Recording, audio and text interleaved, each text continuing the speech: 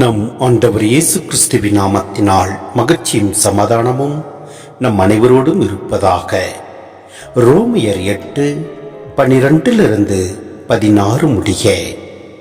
சகோதர சகோதரிகளே, நாம் ஊனியல்புக்கு கடமைப்பட்டிருக்கவில்லை, அவ்வியல்பின்படி வாழ வேண்டியதில்லை. நீங்கள் ஊனியல்புக்கு ஏற்ப வாழ்ந்தால் சாகத்தான் போகிறீர்கள். ஆனால் தூய ஆவியின் துணையால் உடலின் தீச்செயல்களை சாகடித்தால் நீங்கள் வாழ்வீர்கள். கடவுளின் ஆவியால் இயக்கப்படுகிறவர்களே கடவுளின் மக்கள்.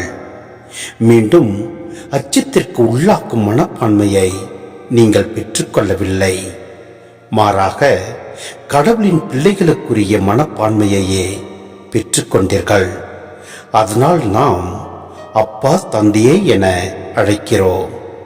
நாம் இவ்வாறு அழைக்கும் போது நம் உள்ளத்தோடு சேர்த்து தூய ஆவியாரும் நம் கடவுளின் பிள்ளைகள் என்பதற்கு சான்று பகர்கிறார்.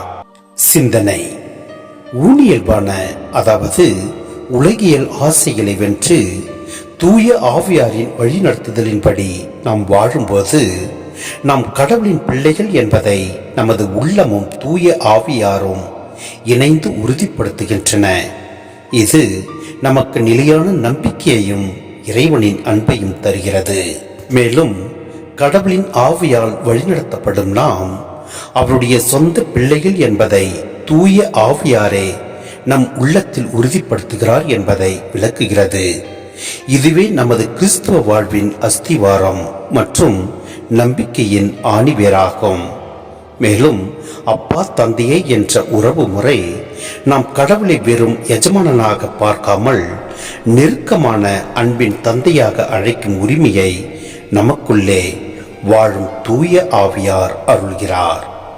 உள்ளத்தின் சான்று: ஆம், உலகத்தில் நாம் பல வேதனைகளையும் சோதனைகளையும் எதிர்கொள்ளும் போது நாம் கடவுளின் பிள்ளைகள்தான் என்பதை நம்முடைய ஆன்மாவோடு சேர்த்து தூய ஆவியாரும் சான்று பகர்கிறார்.